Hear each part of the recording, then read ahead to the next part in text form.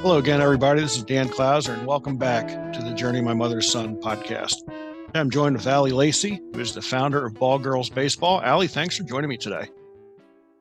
Thanks for having me. I'm really excited. Absolutely. Looking forward to it. Anytime I can talk baseball, I know it's going to be a good show. So thank you so much for being on, taking the time, and joining me from across the country. But before we get started in the conversation, just introduce yourself to the listeners. Who is Allie Lacey today? Today's a good question. I'm still finding myself overall, but Allie Lacey today is a young woman from Southern California, just north of Los Angeles. Been here my entire life and have grown up in the game of baseball and softball. I'm the founder of a 501c3 nonprofit called the Ball Girl Baseball Corporation, and our goal is to basically give opportunities to young ladies to grow, develop, learn, and play within the game. And Southern California is a really nice spot to do that because we don't have a lot of rain, mostly sunny. We get to play year round. So the love of the game really spreads there. Yeah, I love that. I love that. And wanted to have you on the show because throughout my life I've been an avid supporter of girls playing baseball. I love softball as well. I think it's a great sport, but I never understood why there was kind of this line drawn that boys play baseball and girls play softball. And back in the mid '90s, right after the movie League of Their Own came out, I coached a game against the Colorado Silver Bullets, and again just relit that you know, kind of question in my head. And just, toward the end of my own running of a youth nonprofit sports organization, we were very heavily involved in, girls sports and, got more and more involved with girls baseball. And I'm not 100% sure how you and I initially connected on Facebook, but, it's kind of one of those things where you're in these groups together and you see posts and, either I got a friend request or sent you a friend request or whatever. And then here we are in the show to talk some baseball. So it's kind of cool, the way that actually works and the way, social media can be used for good. And, I love your story and I think it's something that can inspire many others, but, you didn't, you played uh, softball in college. And then, as you graduated, got a job with the Dodgers, kind of reignited that original love for baseball, and then wanted to start this nonprofit. Which again, starting a nonprofit isn't the easiest thing in the world to begin with. It can be a very long and tedious process, and you're much younger than I am. Although I went through that many years ago. I was 19 years old when I started my nonprofit at the time. So, tell me a little bit about what inspired that. Why did you want to create these opportunities for girls in baseball and kind of you know open doors for them and give them some really, I mean, your organization's doing some great stuff. So just tell me about the journey that got you there. Yeah, I was very fortunate that I had some really amazing coaches when I was younger. A lot of them were friends' parents. My mom knew absolutely nothing about sports. Her job and what she always told us was to get us to and from practice in the games. And then she just stayed in the stands and clapped her hands when everyone else on our team clapped and cheered when she saw me get on base, but asked a lot of questions, didn't ever understand the drop third strike rule when that came into play. Um, so I'm thankful for that part where I was never pressured into playing a sport or really being really good at one sport. I just had a lot of coaches that allowed me to be me. That being said, my older brother, 3 years older, played a lot of baseball, tackle football, basketball. All I wanted to do was play with him on the street with the friends. So between the coaches I had and the support I had from a lot of the kids that I played ball with or my older sibling, um, that's what really wanted. Like that was my idea to want to start this for the girls is give back and just allow them a safe spot to play whatever sport they want. So that's kind of where that started. But I played college ball, fast pitch, as you said, at Cal State Northridge, and then I went back to my junior college at Pasadena City College to coach the fast pitch team. And the coach I had there just spitfire of energy and knowledge. And so I was so passionate to be back to help coach with her. And then I somehow got connected with the Dodgers. It was a posting that was like, hey, come try out for ball boy, ball girl. And I don't think that's a position you ever pass up or an interview you pass up. So went to that, did really well at the tryout interview process, and have been doing that for 6 years now. So being back in baseball has really started that love back again. And I work with some of the local high school athletes in the area, developing their pitching fundamentals, hitting fundamentals. And then my girls just, they make me happy. So being able to give that opportunity to the girls and the way it's really grown the last year and a half has just been insane. Yeah. Yeah. What was that transition like from player to coach initially? It wasn't as hard as I thought it was going to be. My senior year of college, I was injured. I hurt my elbow because I decided to throw a sidearm. I didn't ever fully get my elbow up over the top. I would throw from down here. And the decision was not throw a ball, softball or baseball, basketball, soccer ball. I couldn't even flip anything underhand my whole entire senior year of college. So at that point, I really took on the role of a bullpen catcher for our squad and really used that time to learn everything I could from our own coaching staff, who was full of some Olympic softball players, some UCLA All Americans on my staff, and very fortunate to be around those women in the game. And that just continued to develop the fundamentals. So being able to go back to junior college and kind of help develop those younger girls who are just at that level, a step below where I was just at, was pretty easy. Now coaching the 12-year-olds, 10-year-olds, it's a whole different ball game. These girls have so much energy, I don't even know what to do half the time. Yeah. And, making that adjustment through, from the different ages, I mean, throughout my coaching career, I coached everything from 10 and under up to, a college summer league team. And again, every single one of them, it's so different. Um, but what are some of the things that you learned from some of your coaches throughout your playing days that, you're now kind of seeing yourself like, a time where you say something and you're like, oh wow, coach, that's something coach so and so said to me, 6, 8 years ago. Do you ever find yourself in that position? Mostly the word is because I can, or the phrase is because I can. I was the kid that questioned a lot of my coaches, why are we doing this drill? I wanted to know specifically what it was for. Um, and sometimes when my girls ask me the same thing, hey coach, why are we doing this? I'm like, because I can.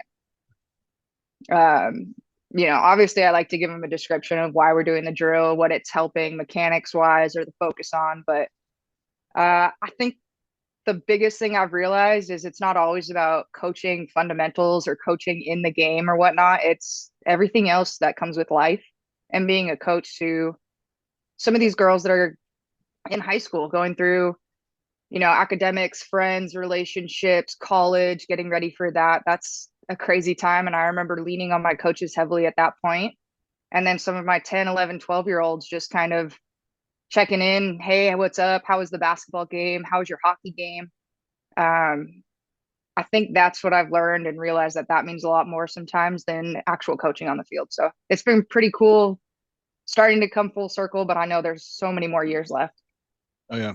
Yeah. That's it is. You find that the X's and O's, really are secondary to the life lessons. And, that's one of the biggest blessings that my wife and I have had throughout, this RV journey of ours is being able to reconnect with some of my players who are now, scattered, literally across the country and seeing those seeds, that I planted so many years ago now start to bloom. So you've got a lot more of that ahead of you, and it's going to be really precious when those times come for sure.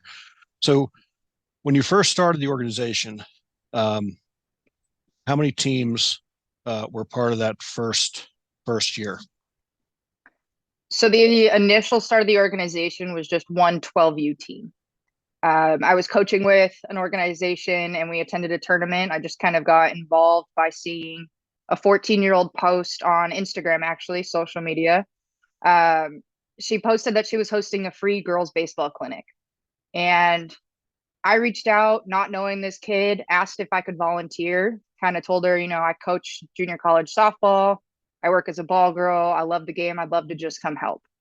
And from there, I got connected with 5 or 6 10-year-olds at the time that really wanted to play but didn't have a team. So we put a team in, and then from there, they just continued to want to play together. And that's how the organization started. But within the first year, we went from one team to 5 teams. which was incredible. And the cool thing was we attended 2 all-girls tournaments.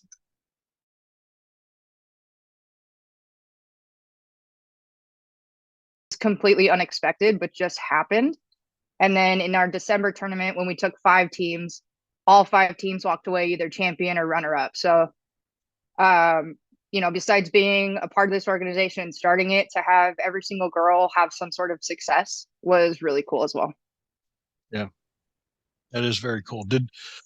When you started it, did you envision it to grow the way that it did? Not at all. A few of my parents like to say they just fell down the rabbit hole. So we started it with the focus of providing opportunities for the girls, developmental, playing, learning, and it just continues to grow from there and develop into more. One of my favorite things that we try and do for the organization, they're called mentorship meetings. So we do a 1-hour Zoom meeting and we connect them with someone important in the game. Our last one was with Kelsey Whitmore. We've had Alexia George and then even Savannah Bananas Jackson Olsen. Those had complete unnatural paths to where they are in life. They're not drafted out of high school. They're not drafted out of college. They're not even drafted. They have to work their way up there. So just allowing our girls to see these people as humans and see them in a path where they want to be has probably been one of my favorite things. And that wasn't part of the initial plan of starting the group or the nonprofit. It just kind of came within the next couple months. So just continuing to try and connect girls around the country is a lot of fun. Yeah. Yeah, very cool. And I think that's so important. And we talked about this before we'd actually recorded the podcast. Those mentorship programs that you have are so important to those kids. Probably much more important than they even realize today. What was it that in your eyes understood how much of a benefit that was going to be to your girls to get people who are in positions that they're going to aspire to be in someday, to be able to talk to them in that type of setting? Yeah, I think just thinking about myself and kind of some of the opportunities and connections that I had when I was younger, I don't think I would have been able to have this opportunity to just Zoom with a professional athlete. Um, so as we started going through, obviously we hit COVID, Zoom became a huge tool for people, especially teachers. I work as a substitute as well, so we had to deal with some Zoom factors. And from there, my team, my original 12U team, is spread out all across the country. And we have a player in Canada with a few more joining us from Canada.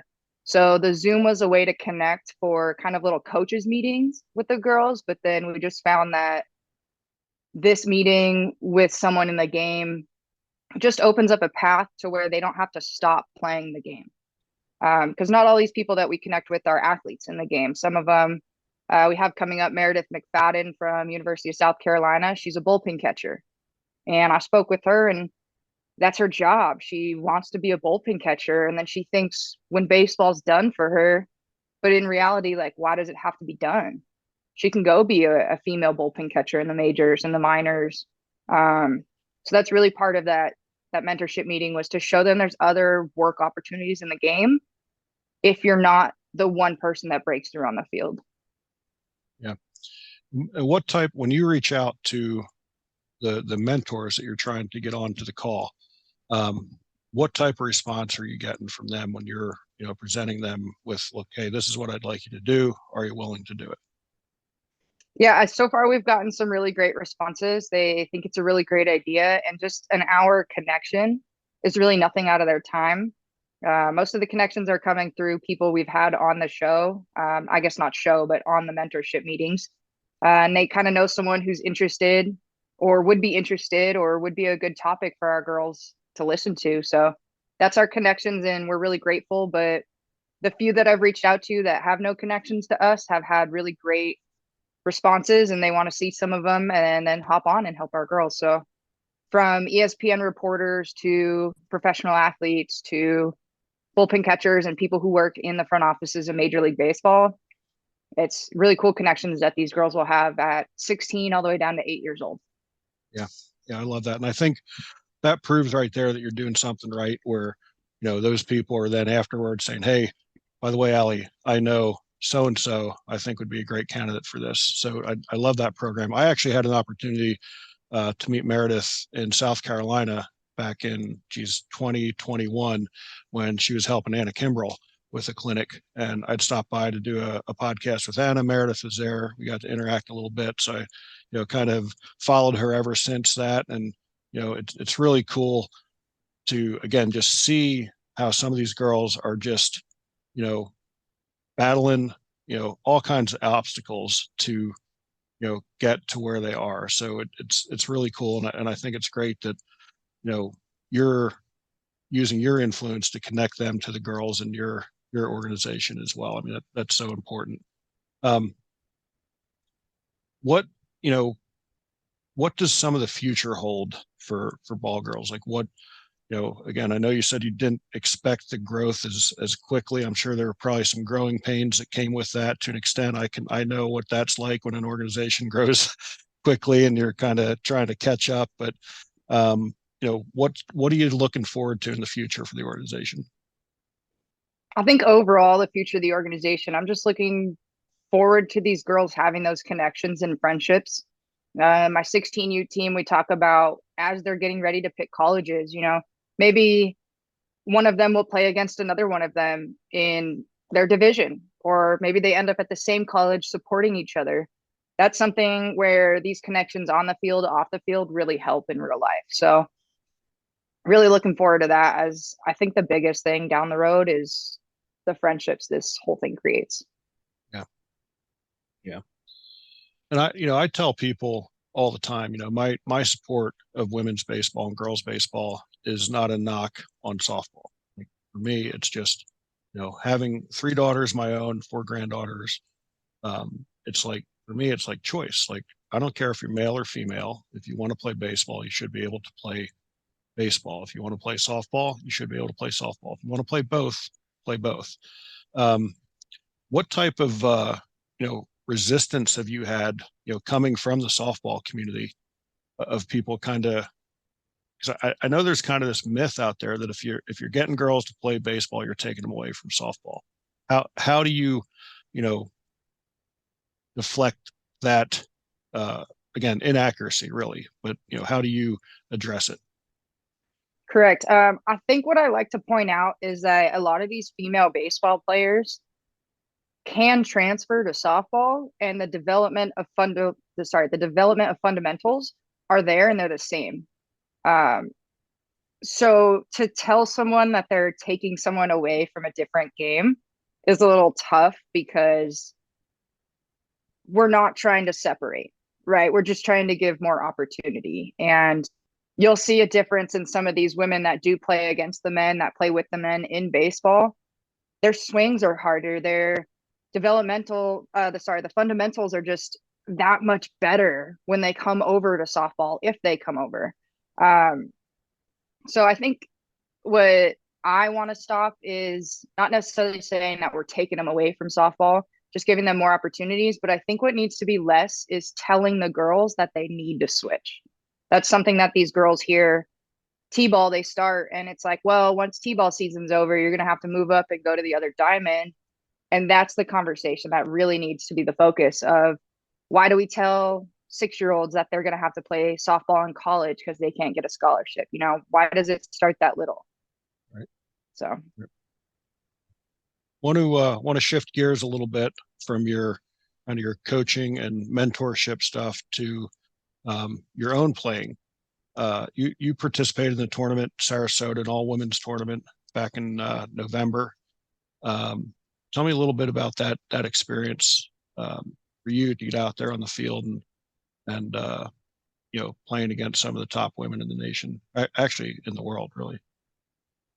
yeah, so I was slated to go to 2020 tryouts for Team USA baseball, the women's national team.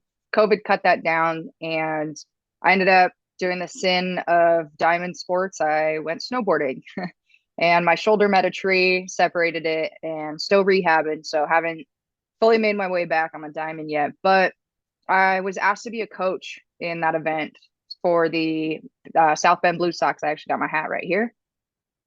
AGB, the Blue Sox. And being around that kind of skill in the game and the coaches that were there was just spectacular. These girls, women,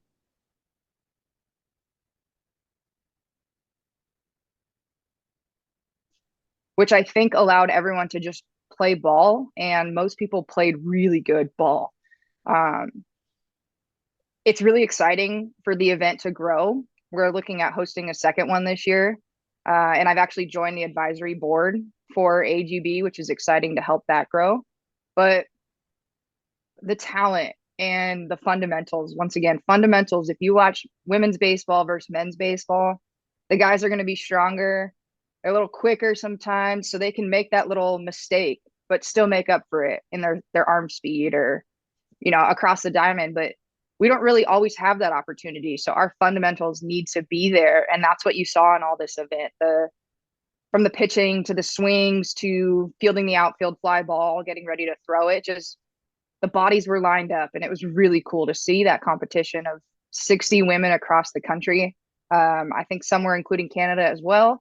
And I think they're trying to get some from Australia and Japan next year to continue to grow. So just really cool opportunity for women in the game. And the clinic that was hosted down there allows the younger girls to see that there's an opportunity to play, which is, I think, the most important thing. Yeah. Yeah. What, you know, in order to continue to, just a little bit of time that I've been involved, I've seen the needle move forward for sure. But there's still a lot of way to go. So, what do you think some of the important things are to continue to move the women's game and the girls' game, in a positive direction? Yeah, I mean, I'm in no way affiliated with any sort of USA baseball or MLB development camps. That's something in the future that I'd love to be a coach in the developmental system and help grow the game. But I think continuing to grow the opportunities for the 18 and under, the 16 and under, these groups of 12-year-olds and 10-year-olds, because that's the big age where they start to be told that they have to play softball and really get pushed out of baseball for a sense. We see the one or two girls playing little league on the teams throughout the country, but why aren't we developing all girls so that they can play with each other on an all girls baseball team?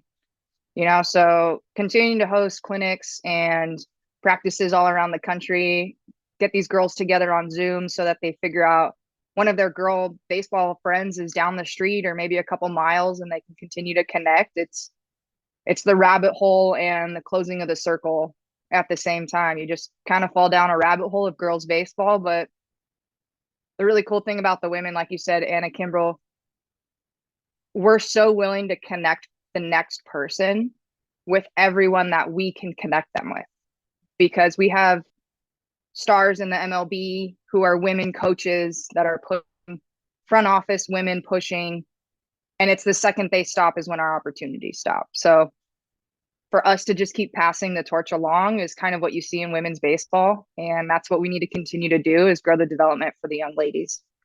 Yeah. Yeah.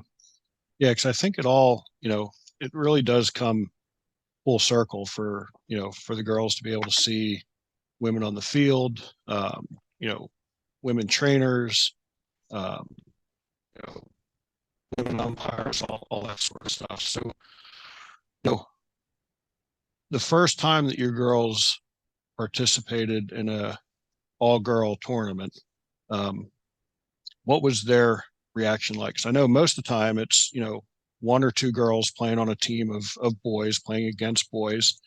And, I know we were able to attend the BFA Nationals in Aberdeen a couple of years ago. And, just kind of seeing all of those young ladies like interact with each other, and, the level of competition was amazing, but you could tell like they were really walking on clouds, just because it was kind of like, man, finally, you know, here I am kind of in my own. What was it like for your girls, and what was it like for you as a coach to be able to be part of that?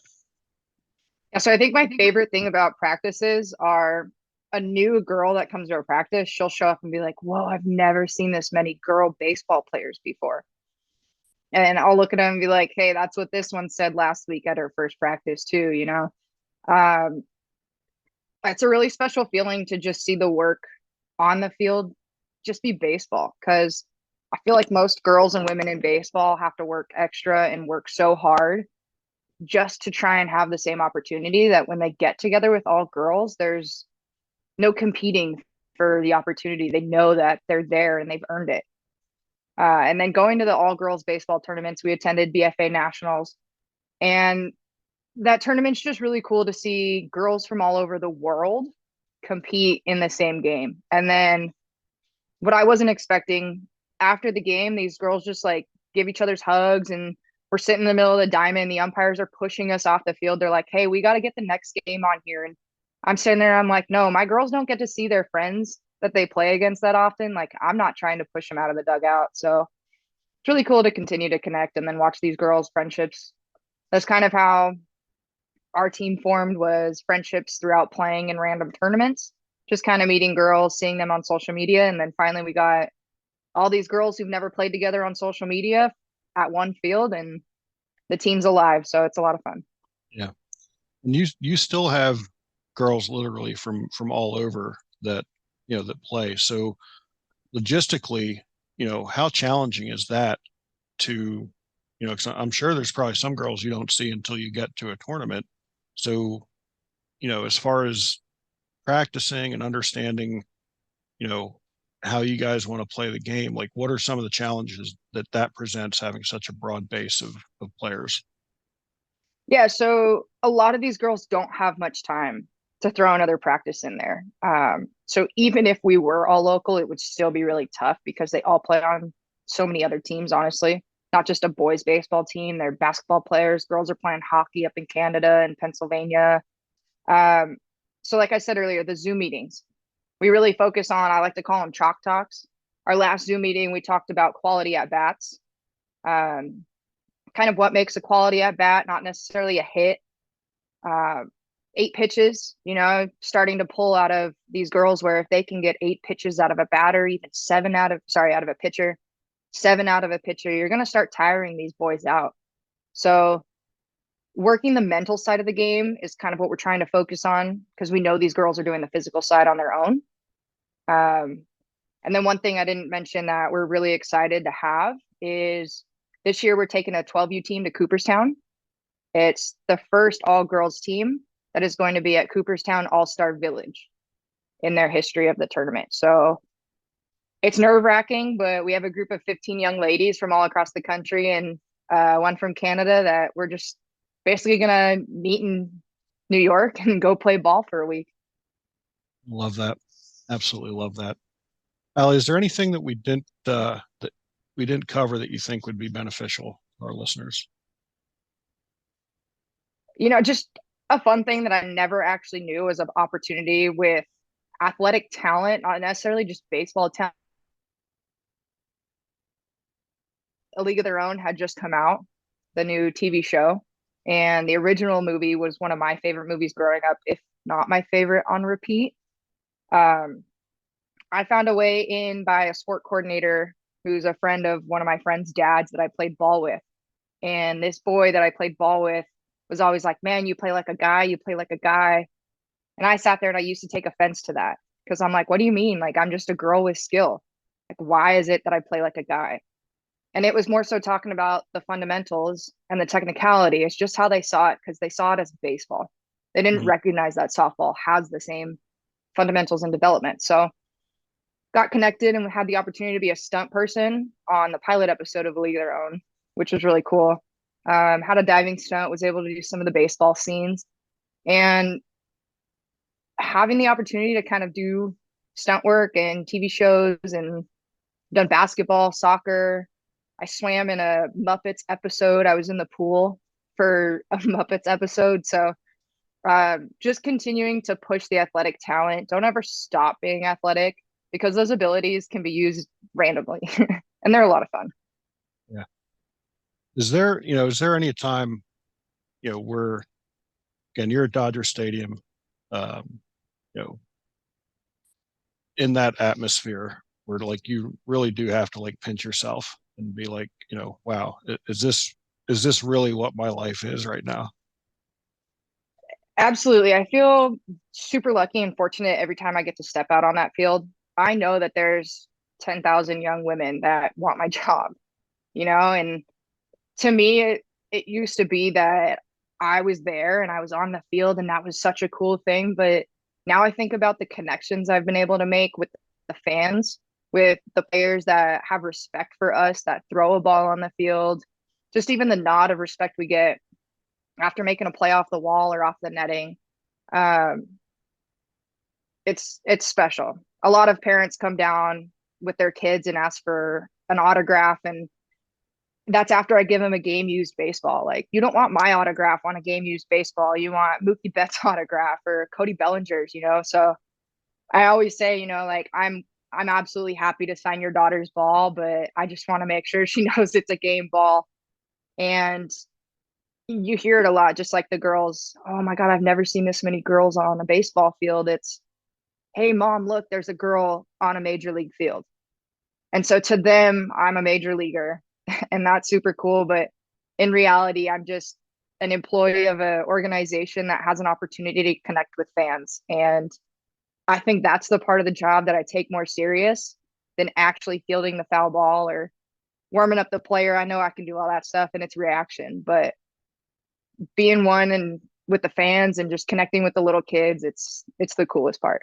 I will never forget handing the first ground ball, foul ball I fielded to this little girl. She came running down the stairs, and everyone in this section started cheering.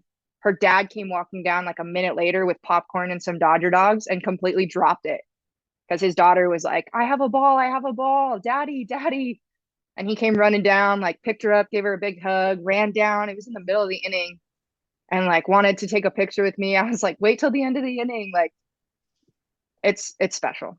I definitely pinch myself every time, and having that jersey with your name on it, super cool. Something Yeah, I'll never forget. yeah, that's very cool.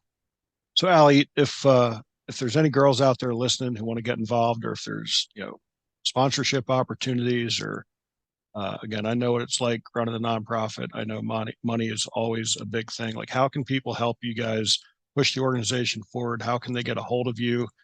Where can they find out more about Ball Girls? Yeah, so Ball Girls, like I said, 501(c)(3) nonprofit. Our website is www.ballgirlsbaseball.com. Try and keep it really simple. There we have an interest form, as well as people can register on the site to sign their daughters up for upcoming tournaments. We try and post our clinic schedule and stuff. You can follow us on Instagram at Ball Girls Baseball. And then Facebook is Ball Girls Baseball as well. And then me personally is Allie Lacey on Facebook. You can find me through the Ball Girls page. I post a lot. And then my personal Instagram is A84Lacey. Got it. All right, Allie, as you know, the subtitle of the podcast is Many Little People in Many Little Places, which comes from the opening lyrics of the Michael Franti song Gloria, which go, when many little people in many little places do many little things and the whole world changes. So it's one of the little things that Allie does on a daily basis to try to make the world a little bit better place. I think being a part of this nonprofit organization and just trying to connect with my girls every day. I'm actually in the middle of a 30 days of catch kind of competition where 30 straight days of catch in the month of March. Opening day ends up being the last day of it. But just connecting with these girls all around the country, a little text message of, hey, how's it going? Or a picture from one of their basketball games, even continuing to bring these girls together from all over around the country is working to create something a little bit bigger than myself, which I'm very proud to be a part of and very excited to see where the future goes with it. Yeah, love that. Love that answer. Folks out there listening, be sure to check out my other podcasts and blogs at journeymymotherson.com or danclouser.com. While you're there, pick up a copy of my most recent book. And Allie, again, thank you so much. I really enjoyed the conversation. Anytime. Looking forward to more. Absolutely.